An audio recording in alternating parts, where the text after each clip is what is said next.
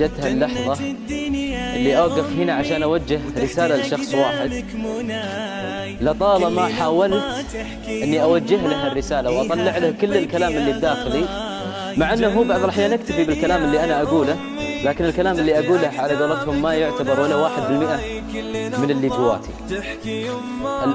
الأم هل هي بشر؟ هل هي ملاك؟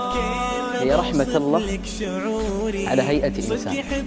أحبك وأحبت أحبك لين آخر نفس لي. هذا أتمنى أن يكون أوصف لك شعوري وصدقي حبري يا وفاي مهما رتبت المعاني. أمي الله يحفظها ويخليها لي، أقسم بالله أنا وقفة معي ما يمكن شيء قوي. يوم ما أحبش وأحب أسمع سواليفش. الدنيا جنة الدنيا يا أمي.